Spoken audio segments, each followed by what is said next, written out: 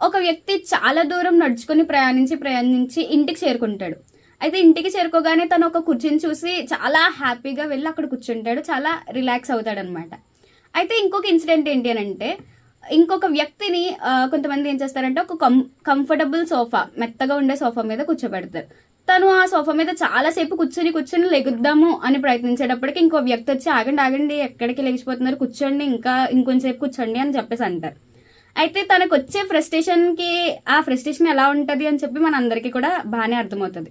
ఈ 2 ఇన్సిడెంట్స్ ద్వారా నేను చెప్పాలనుకుంటుంది ఏంటి అంటే, మనం ఎప్పుడైనా సరే కష్టం పడి ఉన్నప్పుడు మాత్రం మన లైఫ్లోకి సుఖం ఎప్పుడైతే ఎంటర్ అవుతుందో అప్పుడు దాని యొక్క రియల్ హ్యాపీనెస్ని మనం ఫీల్ అవ్వగలం. అదే 24 గంటలు కంఫర్ట్ జోన్లోనే ఉన్నప్పుడు మనకి ఇంకా కంఫర్ట్ యాడ్ అయినా సరే అది మనకి ఫ్రస్ట్రేషన్ లాగే ఉంటుంది. సో కష్టాల తర్వాత సుఖాన్ని అనుభవించినప్పుడు మాత్రమే మనకి రియల్ హ్యాపీనెస్ అనేది దొరుకుతుంది. ఇది ఏంటి అని అంటే యూనివర్సల్ ట్రూత్. ఇదే విషయాన్ని మన గ్రంథాలు కూడా తెలియజేస్తున్నాయి. ఏమనంటే, నిశ్చయంగా మానవులకి కష్టాల తర్వాత సుఖాలు ఉంటాయని చెప్పి.